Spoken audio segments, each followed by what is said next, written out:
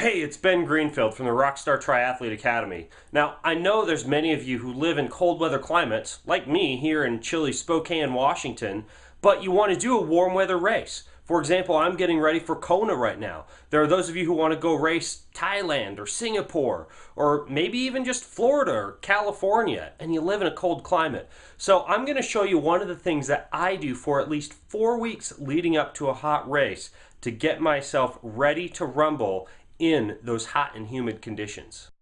Alright folks, so this is my bike. I have it set up on an indoor trainer, and of course I've got my palm trees yoga mat so that I can visualize that warm weather. Visualization is key, of course.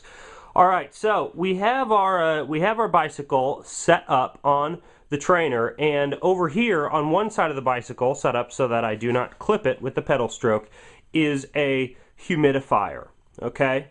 On the other side, you can use a radiating heat fan or you can use one of these convection heaters.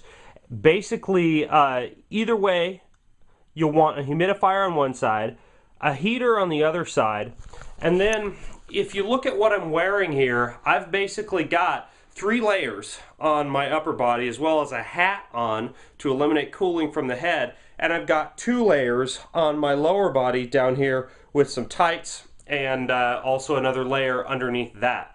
So basically I'm putting myself into a heat cave, and I will ride for anywhere from 30 to 60 minutes. Now I'm going to be giving you some other heat acclimation strategies in this video series, but I will combine this indoor cycling session at least once a week with another session that I do similarly clothed on an indoor treadmill. Now, I have an entire 3-month training program leading up to Kona, and it's the same training program that we use over at the Rockstar Triathlete Academy, but those sessions are strategically interjected throughout the program so that you're completely acclimated and you don't have to get to the race 14 days early. Hey, Ben Greenfield here. 2 days before race day down here in Hawaii, and as you may know, if I coach you or you've read some of the articles I've written, you really don't want to do a whole lot 48 hours before the race in terms of physical activity. However, there's kind of a paradox there because I just got here 2 days ago.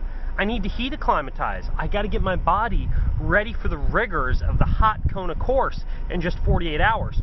And so what I'm about to do, and I'll check back in with you at various points throughout this, is I'm going to drive the entire 56-mile bike course to see the bike course, do some course reconnaissance, but I'm also going to keep the AC completely shut off in my car, the windows completely rolled up, and my only companion during this 56-mile drive will be a bottle of Perrier and maybe some electrolytes. So that, my friends, is how to heat acclimatize without actually exercising. I'll be checking back in 25 miles or so.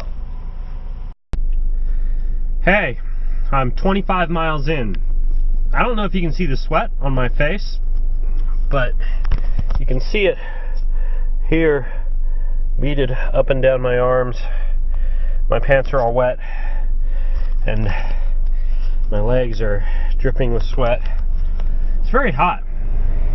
My belly button is full of sweat. You know that feeling?